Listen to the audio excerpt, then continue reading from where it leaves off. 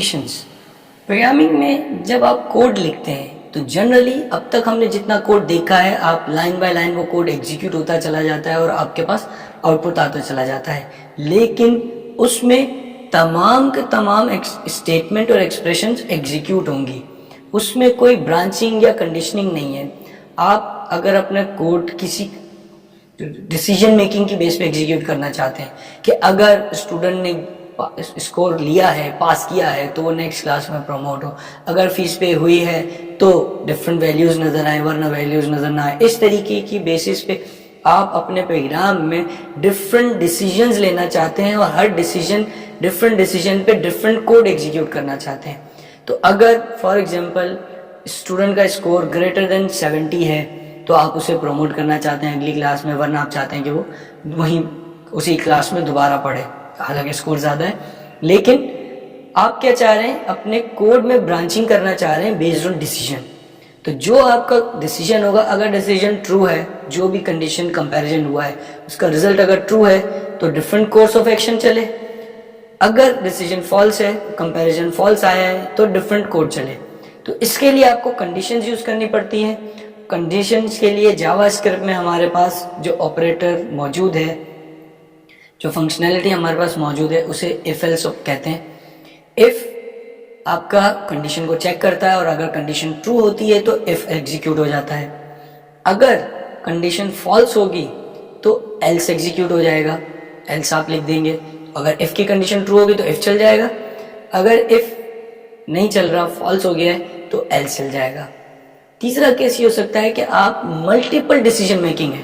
कि अगर score greater than 80 हो तो ग्रेड ए है, अगर ग्रेटर देन 80 नहीं है तो क्या है, अगर ग्रेटर देन 70 है तो ग्रेड बी, अगर ग्रेटर देन 60 है तो सी। तो इसलिए आपको एल्स इफ यूज करना पड़ेगा। तो इफ आप लिखेंगे, उसमें कंडीशन देंगे, एल्स इफ उसमें कंडीशन, फिर एल्स इफ उसमें कंडीशन, तो आप एल्स इफ यूज कर सकते हैं। इस तरीके से आप अपने कोड में डिफरेंट ब्रांचेस निकाल सकते हैं डिसीजन मेकिंग की बेसिस पे कि अगर कोई डिसीजन ट्रू है तो डिफरेंट कोड चले, फॉल्स है तो डिफरेंट कोड चले। चौथा इसमें स्विच केसेस हैं, आगे चल के हम पढ़ेंगे, वो भी आप डिसीजन मेकिंग के लिए यूज करते हैं। इफ को लिखेंगे कैसे, जैसा कि आप यहाँ पे देख सकते हैं, इफ को लिखने के लिए आप लिखेंगे IF space round bracket, curly bracket start और कर्ली ब्रैकेट क्लोज। उसके अंदर आप जो भी कोड लिखेंगे वो इफ की बॉडी कहलाएगी, यानी कि जो भी इफ के ब्लॉक में कर्ली ब्रैकेट्स में जो भी कोड होगा वो अगर इफ की कंडीशन ट्रू होगी तो एग्जीक्यूट होगा। जो राउंड ब्रैकेट है, इफ के बाद जो आप राउंड ब्रैकेट लगा रहे हैं, इसमें कोई भी बुलियन एक्सप्रेशन आनी चाहिए,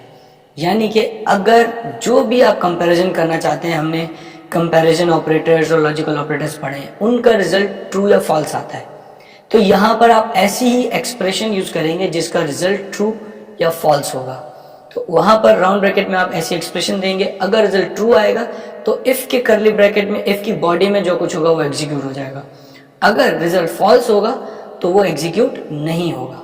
जैसा कि इस एग्जांपल में आप देख सकते हैं, एज 12 है, अगर एज ग्रेटर देन 9 हो तो ये कंसोल का आउटपुट आ जाएगा। लेकिन क्योंकि हमने इसमें कंपैरिजन ऑपरेटर लगाया है, इफ ए ग्रेटर देन 9, अगर ए 9 से ग्रेटर है तो आउटपुट आएगा, अगर वो आउटपुट इसके इक्वल नहीं होगा, यानी कि ग्रेटर देन 9 नहीं होगा, तो वो फॉल्स आ जाएगा और ये इफ की कंडीशन नहीं चलेगी। इफ की कंडीशन नहीं चलेगी तो इसकी बॉडी में जो कोड होगा वो एग्जीक्यूट नहीं होगा। इसी तरीके से एल्स है,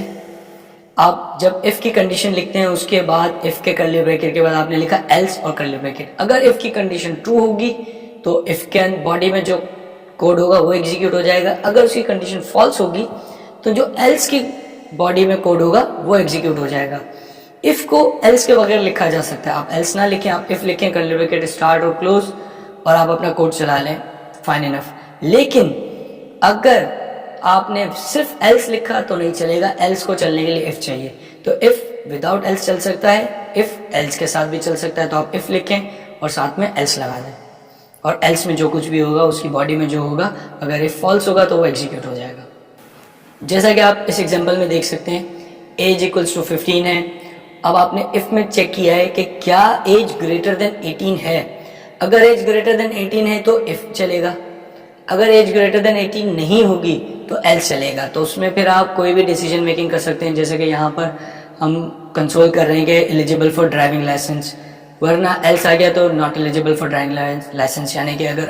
अडल्ट नहीं है, एज 18 से ऊपर नहीं है तो ड्राइविंग लाइसेंस नहीं बन सकता। तो अब आप कोई भी कोड, ये तो एक लाइन ऑफ कोड है, जब हम प्रोग्रामिंग करना शुरू करते हैं तो मल्टीपल लाइन ऑफ कोड आप लिख रहे होते हैं, तो यहाँ पर मल्टीपल लाइंस ऑफ कोड, जितना भी इस वक्त हमने कंपैरिजन ऑपरेटर्स और जितनी भी लॉजिक हमने पढ़ी है वो सारी लॉजिक इस इफ़ के कर्ली ब्रैकेट में लिखी जा सकती है।